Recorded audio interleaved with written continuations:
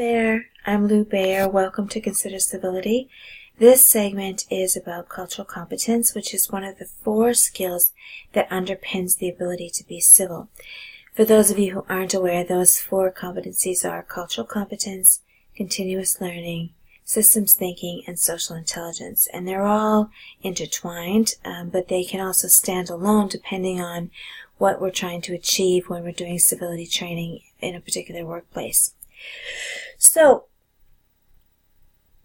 pardon me, it's almost midnight here and I'm still working and I just can't help yawning a little bit, so my apologies. Anyway, the cultural continuum is a tool that civility and culture practitioners use frequently. In the details about the video, I will put the source for this particular chart. We didn't create it, it's borrowed.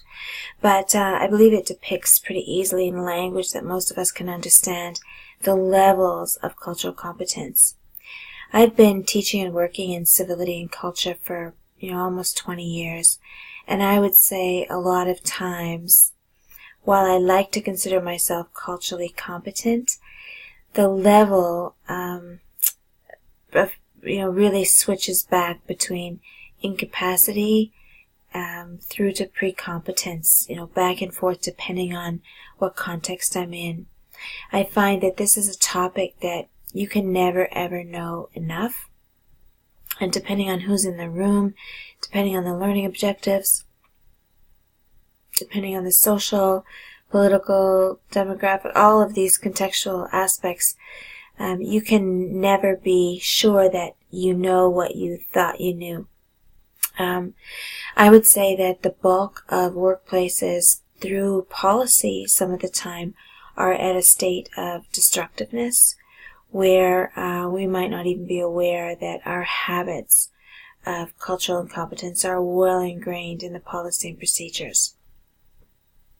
I think that cultural incapacity is also something that is commonplace in our communities, organizations, workplaces.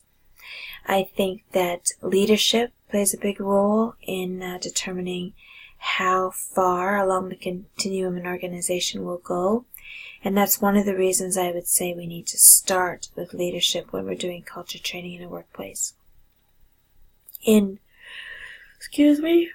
I'm so sorry. In another clip, we're going to talk briefly about how to assess cultural needs in a workplace. And I would say that one of the things you want to do is determine or let the employees or the leadership determine where they think they are as individuals, as teams, and as organizations on this continuum. And most often we're going to find that there's aspects that fall in the red category under destructiveness. There's going to be aspects that fall in the orange and the yellow.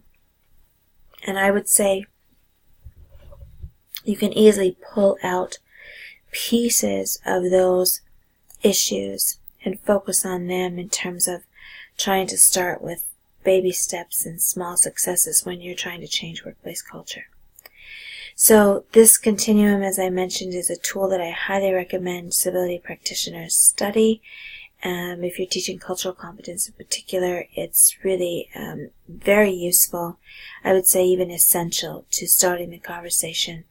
Many people don't understand that there is a path in a learning organization that brings us to proficiency. So thank you. If you have I'm so sorry. If you have questions, you can direct them to me at lou@civilityexperts.com. Thank you. We'll see you again soon.